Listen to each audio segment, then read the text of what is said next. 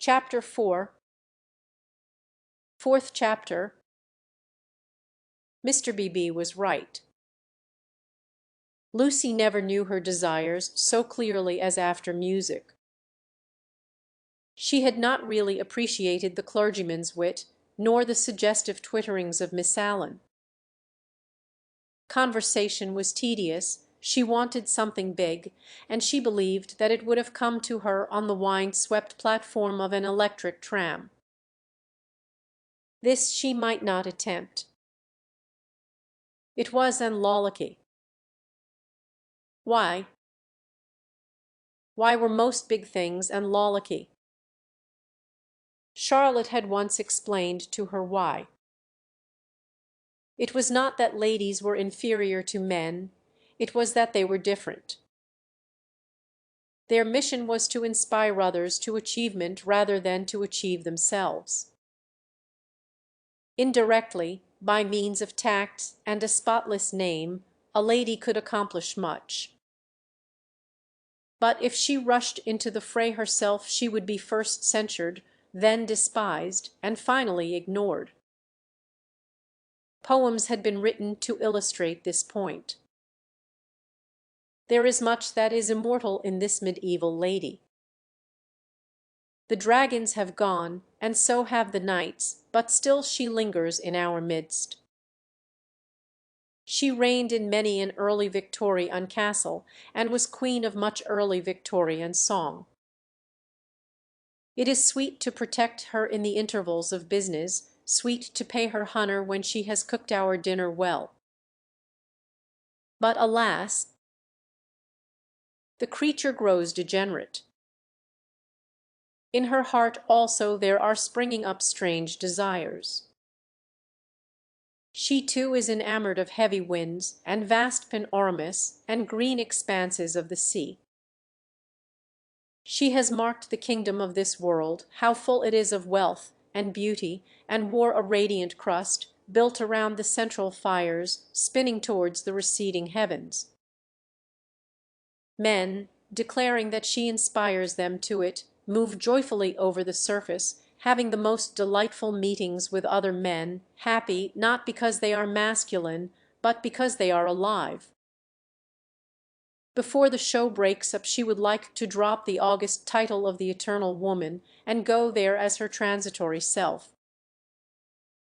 Lucy does not stand for the medieval lady, who was rather an ideal to which she was bidden to lift her eyes when feeling serious. Nor has she any system of revolt. Here and there a restriction annoyed her particularly, and she would transgress it, and perhaps be sorry that she had done so. This afternoon she was peculiarly restive. She would really like to do something of which her well-wishers disapproved. As she might not go on the electric tram, she went to Alan Airy's shop. There she bought a photograph of Botticelli's Birth of Venus. Venus, being a pity, spoilt the picture, otherwise so charming, and Miss Bartlett had persuaded her to do without it. A pity in art of course signified the nude. Giorgian's Tempesta, the Idolino some of the Sistine frescoes, and the Apocosi Marians were added to it. She felt a little calmer then, and bought Fra Angelico's Coronation, Giotto's Ascension of St. John, some Della Robbia babies, and some Guido Reni Madonnas. For her taste was Catholic, and she extended uncritical approval to every well-known name. But though she spent nearly 7 lire, the gates of liberty seemed still unopened. She was conscious of her discontent. It was new to her to be conscious of it. The world, she thought, is certainly full of beautiful things if only I could come across them. It was not surprising that Mrs. Honeycorth disapproved of music, declaring that it always left her daughter peevish, unpractical, and touchy. Nothing ever happens to me, she reflected, as she entered the Piazza Signoria and looked nonchalantly at its marvels, now fairly familiar to her. The great square was in shadow, the sunshine had come too late to strike it. Neptune was already unsubstantiable in the twilight, half god, half ghost, and his fountain plashed dreamily to the men and satyrs who idled together on its marge. The loggia showed as the triple entrance of a cave, wherein many a deity, shadowy, but immortal, looking forth upon the arrivals and departures of mankind. It was the hour of unreality, the hour, that is, when unfamiliar things are real. An older person at such an hour and in such a place might think that sufficient was happening to him and rest content. Lucy desired more. She fixed her eyes wistfully on the tower of the palace, which rose out of the lower darkness like a pillar of rough and gold. It seemed no longer a tower, no longer supported by earth, but some unattainable treasure throbbing in the tranquil sky. Its brightness mesmerized her, still dancing before her eyes when she bent them to the ground and started towards home. Then something did happen. Two Italians by the loggia had been bickering about a debt. Sinclaira, they had cried, Sinclaira, they sparred at each other, and one of them was hit lightly upon the chest. He frowned, he bent towards Lucy with a look of interest, as if he had an important message for her. He opened his lips to deliver it, and a stream of reed came out between them and trickled down his unshaven chin. That was all. A crowd rose out of the dusk. It hid this extraordinary man from her, and bore him away to the fountain. Mr. George Emerson happened to be a few paces away, looking at her across the spot where the man had been. How very odd! Across something. Even as she caught sight of him he grew dim, the palace itself grew dim, swayed above her, fell on to her softly, slowly, noiselessly, and the sky fell with it. She thought, "Oh, what have I done? Oh, what have I done?" she murmured, and opened her eyes. George Emerson still looked at her, but not across anything. She had complained of dullness, and lo! One man was stabbed, and another held her in his arms. They were sitting on some steps in the Uffizi arcade. He must have carried her. He rose when she spoke, and began to dust his knees. She repeated, "Oh, what have I done?" "You fainted." "I am very sorry." "How are you now?" "Perfectly well, absolutely well," and she began to nod and smile. "Then let us come home." "There's no point in our stopping." He held out his hand to pull her up. She pretended not to see it. The cries from the fountain they had never ceased rang emptily. The whole world seemed pale and void of its original meaning. "How very kind you have been." "I might have hurt myself falling." "But now I am well." "I can go alone, thank you." His hand was still extended. "Oh, my photographs!" she exclaimed suddenly. "What photographs?" "I bought some photographs at Allen Aries." "I must have dropped them out there in the square." She looked at him cautiously. "Would you add to your kindness by fetching them?" He added to his kindness. As soon as he had turned his back, Lucy arose with the running of a maniac and stole down the arcade towards the Arno. "Miss Honeycorth."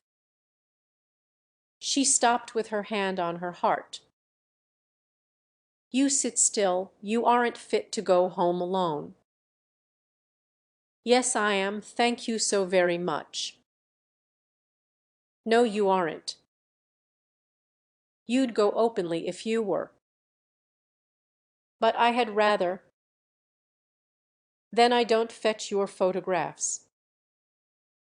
I had rather be alone. He said imperiously, "The man is dead, the man is probably dead. Sit down till you are rested." She was bewildered, and obeyed him. "And don't move till I come back." In the distance she saw creatures with black hoods, such as appear in dreams. The palace tower had lost the reflection of the declining day, and joined itself to earth. How should she talk to Mr. Emerson when he returned from the shadowy square?